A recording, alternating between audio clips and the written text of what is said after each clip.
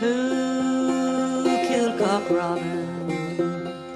I said the sparrow is my little bow and arrow. I killed Cock Robin. Welcome to Folk Files, a podcast that dives into the deep, murky, mysterious history of folk songs. This month, we're going to look at a song that has a lot of lore encompassing Norse mythology, Victorian taxidermy, Appalachian tunes, and political intrigue. The song is Who Killed Cock Robin? And if you're wondering what the answer to the title question is, don't worry, you find out immediately.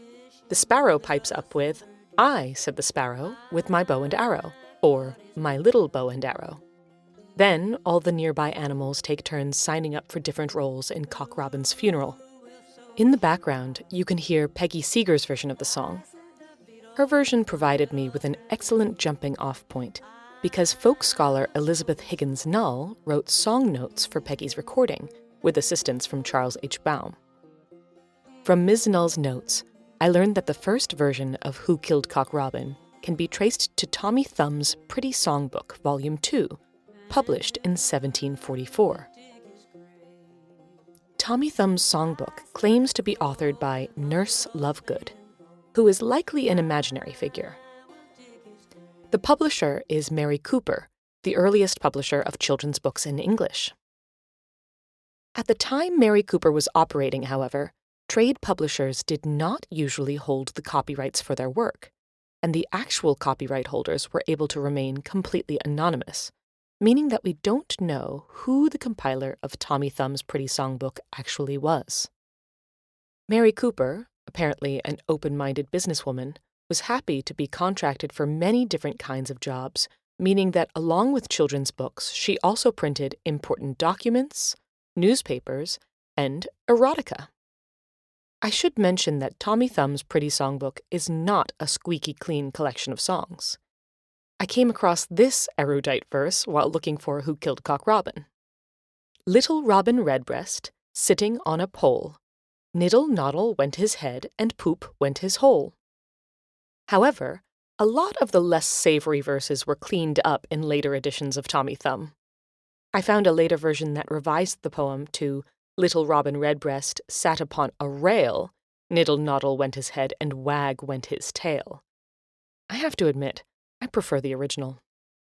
When I did finally find the original version of Who Killed Cock Robin, it was called Who Did Kill Cock Robin, and only had 4 verses. The sparrow killed Cock Robin, the fly saw him die, the fish caught his blood, and the beetle made his shroud. The longer version of the poem didn't appear until around 1770. The oldest version that I was able to find with more verses, taken from the original Manuscript in Possession of Master Meanwell, dates to about 1780.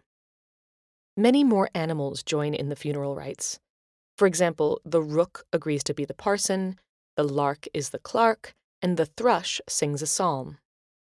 In between each verse is a simple illustration and a small half-verse referring to the picture. For example, this is the beetle with his thread and needle. There are a few intriguing verses of the poem, including the second to last verse, which says, "Who will toll the bell? I, says the bull, because I can pull. So Cock Robin, farewell." You can hear this verse in a playful children's version of the song from Tim Hart and Friends. Who'll toll the bell?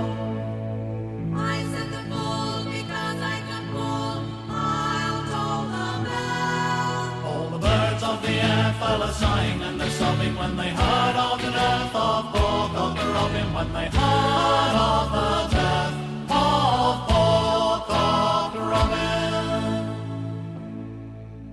The bull is the only large animal mentioned in the whole poem. There are other non-bird mourners like the fish and the beetle, but nothing domesticated or larger than an owl.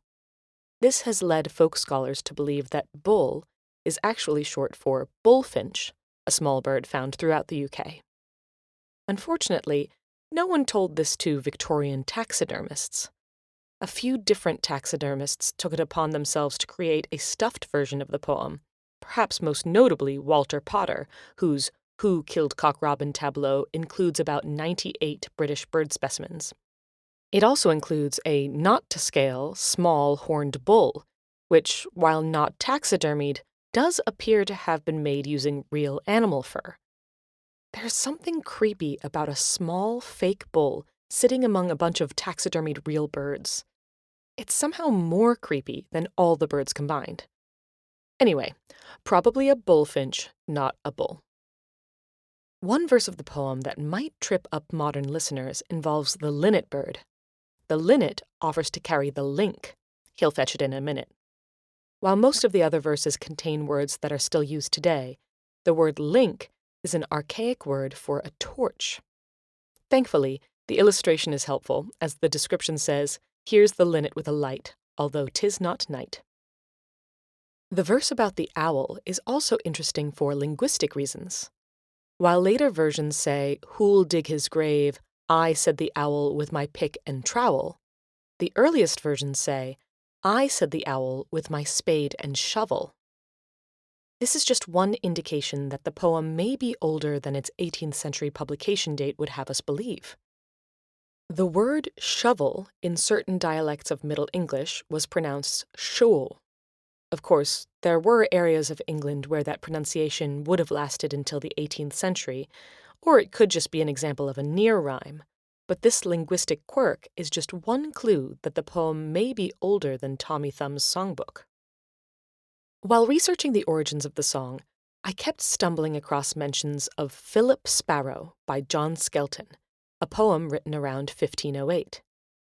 Some people believe that there are similarities between that poem and Who Killed Cock Robin, but I am skeptical of this. I don't see any similarities that pass muster.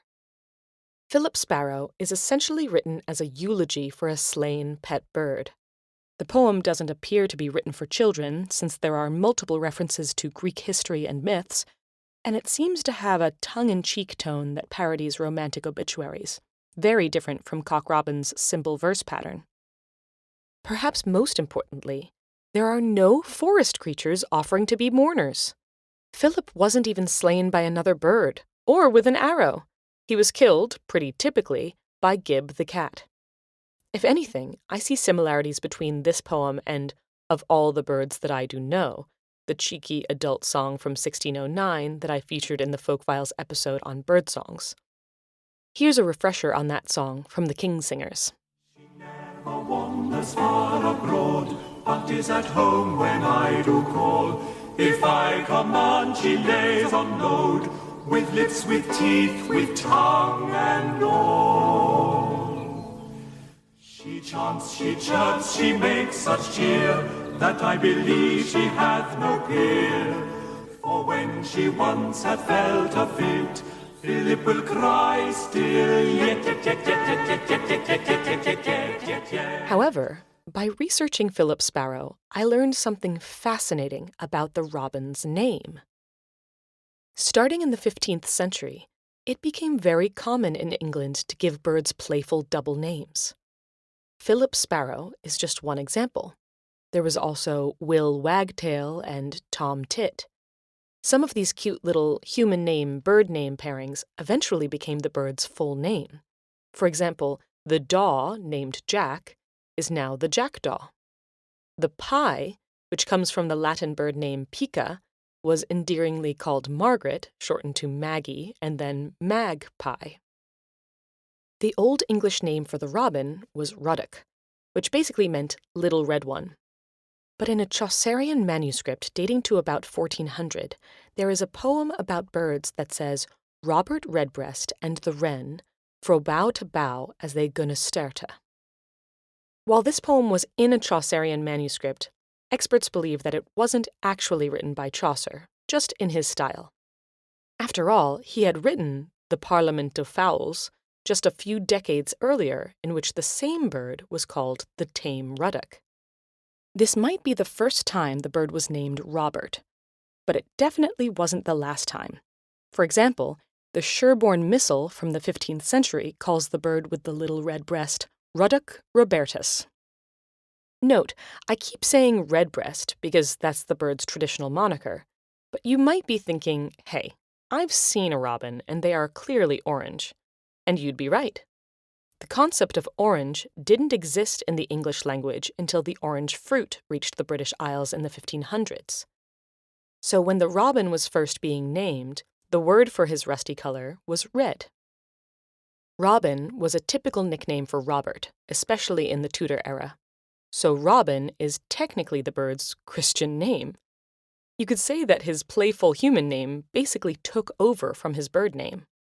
And I say he because, given the name, Robin is supposed to always be the male version, or the cock bird. So cock robin is kind of redundant. Of course, don't tell that to the female robins. That said, cock robin's romantic interest is not a female robin. It's a wren. But before we dive into that backstory, let's have a little music. Here's a lively version of Who Killed Cock Robin from Dana and Susan Robinson. Who caught his blood? Who caught his blood? I said the fish with my little earthen dish. It was I. Oh, it was I.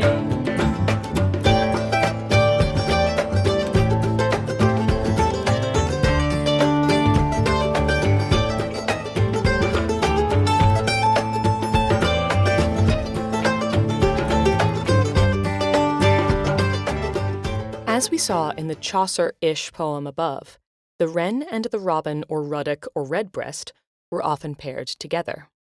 That may be because the word wren creates alliteration with all those words, but rhymes with hen, the female version of a bird species. But whereas Robert received his name around the year 1400, the wren didn't get her name in print until over 2 centuries later. In 1638, the name Jenny Wren was seen for the first time, though it was technically Ginny Wren. In the Philip Sparrow poem, Philip's love interest is the wren, which is one of the reasons scholars give for connecting the poem with Who Killed Cock Robin. But that doesn't make sense to me, because in Who Killed Cock Robin, Jenny Wren is not Cock Robin's love interest. The two wrens, both the cock and the hen, bear the pall. It is the dove who mourns for her love. That said, Jenny Wren will crop up later in this episode, so keep her name in mind. I'm skeptical about Philip Sparrow, but there is an old poem that seems to have direct ties to Who Killed Cock Robin. It's a 15th century schoolboy song collected by Thomas Short that goes like this. I say a sparrow, shot an arrow, by an harrow, into a barrow. As folk scholar Nicholas Orme says, it is an early allusion to that sparrowish archery that was later to lead to the death of Cock Robin. Also, the structure, I said the sparrow, or I say a sparrow, is integral to Who Killed Cock Robin, and this appears to be the earliest written example of the line. There is another old artifact with more tenuous ties to Who Killed Cock Robin. There's an example of 15th century stained glass in a rectory building in Buckland in Gloucestershire that depicts one bird slain by an arrow and another bird who appears to be the culprit. While I will post the image on my social media pages, I will emphasize that this is very tenuous. It has been suggested that both birds are woodcocks, not a robin and a sparrow. So now that we've explored the possible origins of the poem, let's jump into the 20th century, where we start seeing the poem become a song. Because up until the 1910s, we don't appear to have any surviving tune for Who Killed Cock Robin. It's possible that it was always a song and the tune was simply lost, or perhaps it was just a spoken nursery rhyme. There is no existing broadside for a song called Who Killed Cock Robin, however, which makes me think that if there was a song version in England around the time the lyrics were published, it wasn't very popular. In the United States, however, a whole bunch of musical versions of the tale cropped up. For example, Ritchie performs this cheery rendition, which was included in a collection of children's songs and games from the southern mountains. Who killed Cock Robin? It was I, said the sparrow, with my little bow and arrow. It was I, said the sparrow. Who saw him die? It was I, said the fly, with my little teensy eye. It was I, said the fly. There are a few differences between this song and the poem found in Tommy Thumb's songbook. The animals and their jobs have shifted a little bit, which makes sense. It makes sense that as the song traveled across the ocean, some of the birds would be replaced by birds indigenous to North America. Note that while there are robins in the Americas, they are completely unrelated to the robins of the British Isles. As with most American bird names, colonizers lazily named the birds they saw based on vague similarities with birds back home. Never mind that there were perfectly serviceable indigenous names for the birds already, but the American robin was named because it had similar coloring to little Robert Redbreast, despite being far larger. English robins are small little guys. As Who Killed Cock Robin traveled through time, funeral rituals also changed, and so different tasks needed to be performed to send Cock Robin off into the afterlife. In Jean Ritchie's rendition, you have the crane lowering Cock Robin down on a golden chain, which is something you hear in a lot of other American folk songs, like General Taylor, Crow Jane, and Deep Blue Sea. In Jean Ritchie's version, she says little before the bird's tools. For example, little bow and arrow, which is something that most of the sung renditions have in common. My guess is that it was added to help the lines scan better, or scan a little better. She also uses repetition, in this case, it was I, which is common through most versions, though the most common variation repeats the question in each verse rather than the answer. Glenn Yarbrough and Richard Dyer-Bennet sang very similar versions to one another, though Richard sang the version with more of a droning melody. Here's Glenn Yarbrough in 1958. Who killed Cock Robin? I, said the sparrow, with my little arrow. I killed Cock Robin. All the birds in the air fell a-sighing and sobbing when they heard of the death of poor Cock Robin. When they heard of the death of poor Cock Robin. And here's Richard Dyer-Bennet. Who killed Cock Robin? I, said the sparrow, with my bow and arrow. I killed Cock Robin. Who saw him die? I, said the fly, with my little eye. I saw him die. All the birds in the air fell a-sighing and a-sobbing when they heard of the death of poor Cock Robin. When they heard of the death of poor Cock Robin. Both men sing a chorus formed from the final verse, at least the final verse in some of the late 18th century versions, where all the birds sigh and mourn for poor Cock Robin. I have to be particular about which final verse I mean, because there are some printed sources out there with wildly different final verses. For example, there's a Victorian version of the poem that, in true vindictive Victorian fashion, ends with, "While the cruel Cock Robin was hung on a gibbet, the cause of their grief next day like a thief." One of my favorite versions of the song to come out of the mid-20th century is John Jacob Niles's rendition.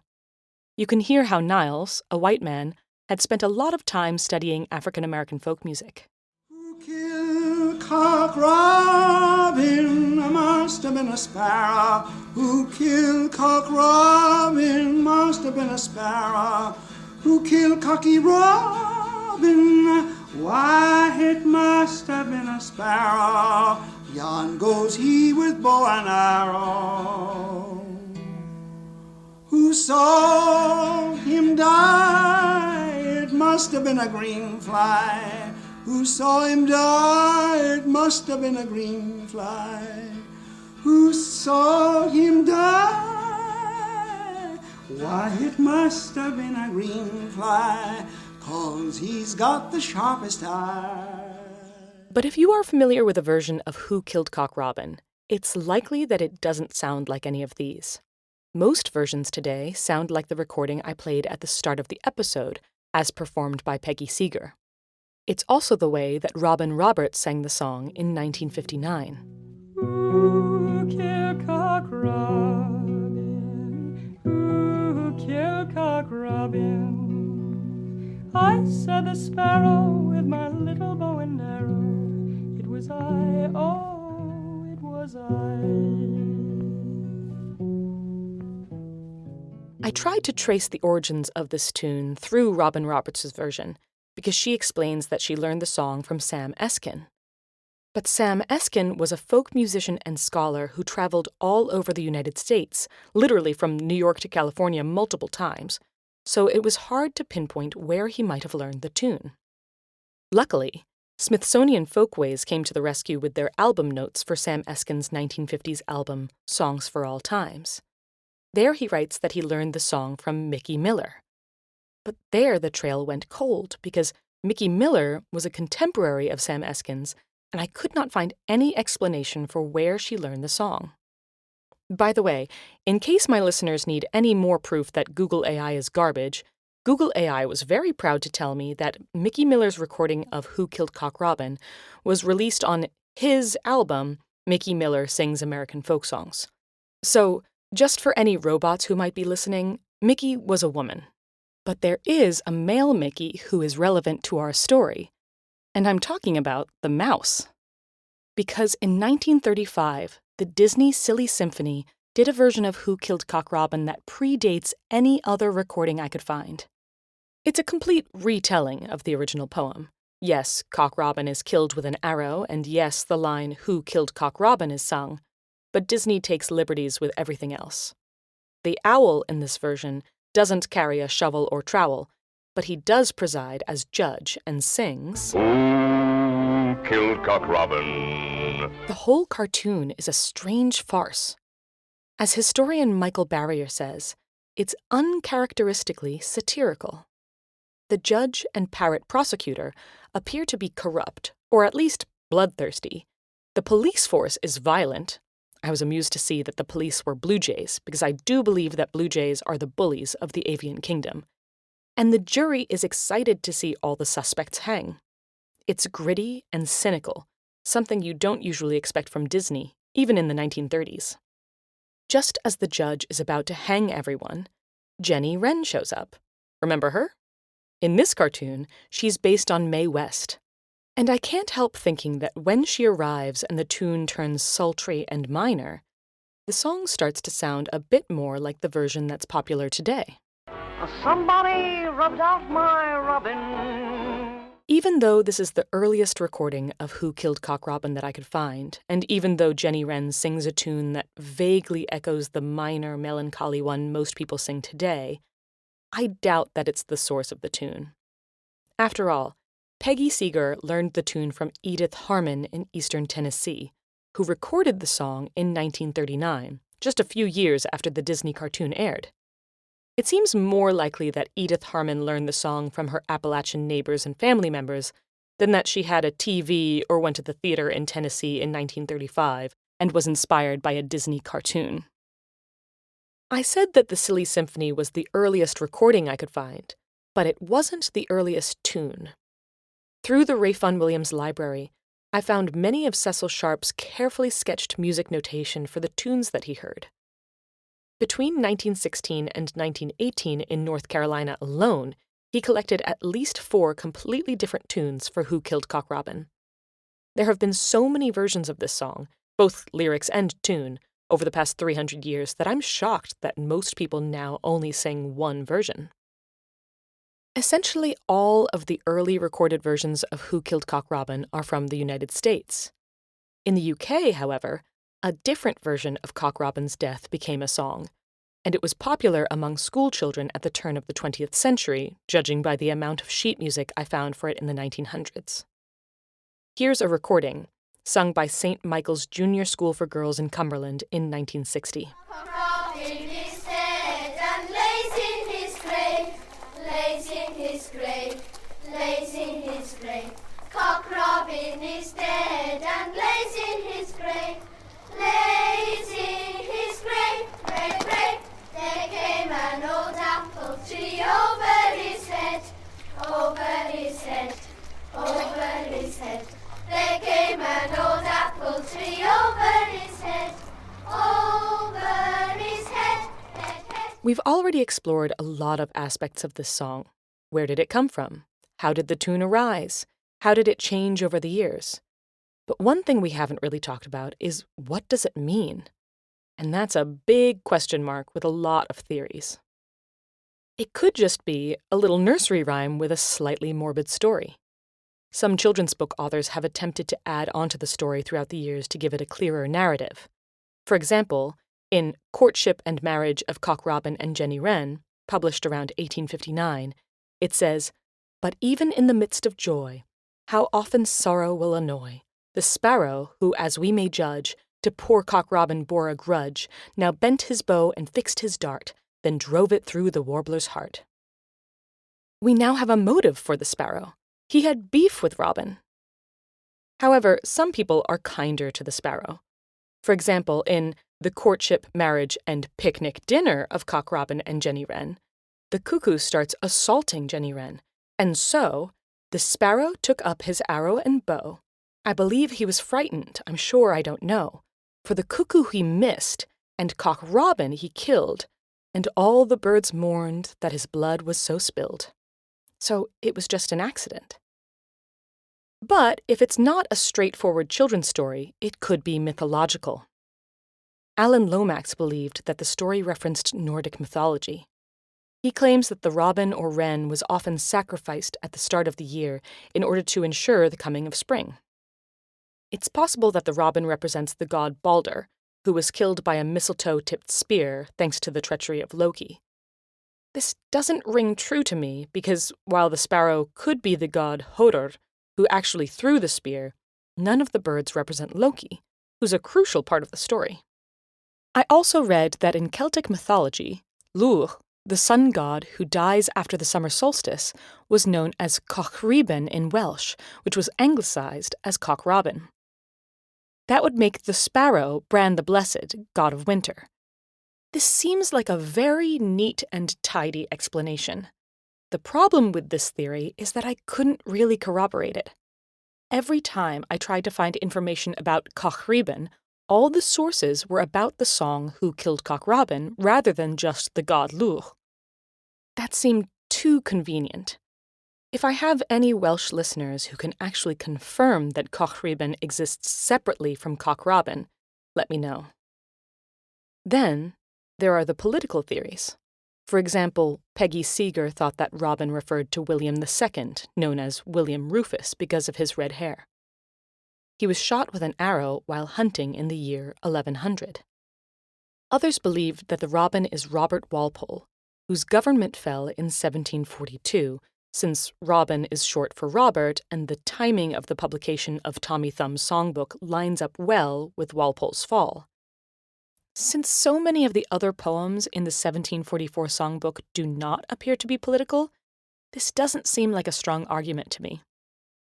Also, I think there are just too many old echoes of the poem from before 1742.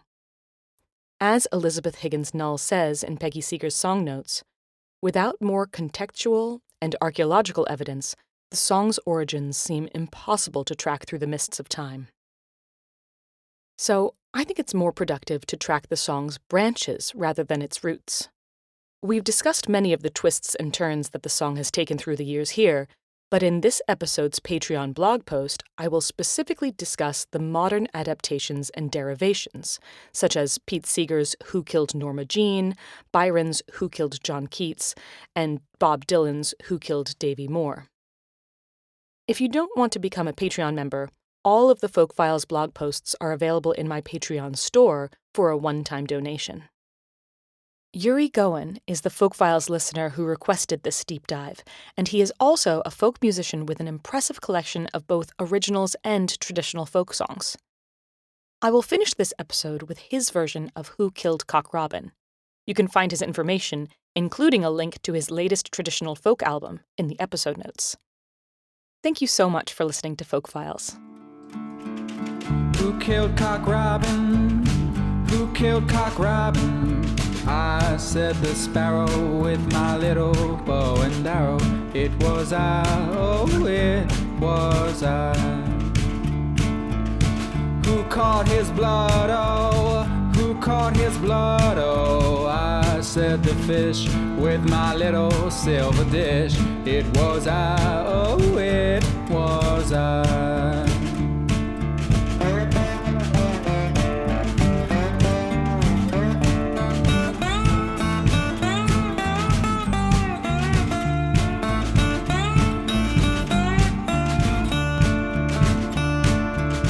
Who sewed his shroud, oh, who sewed his shroud, oh? I said the eagle with my little thread and needle. It was I, oh, it was I. Who made the coffin, who made the coffin? I said the sniper with my little pocket knife. It was I, oh, it was I. Who dug his grave, oh, who dug his grave, oh? I said the owl with my little wooden trowel. It was I, oh, it was I.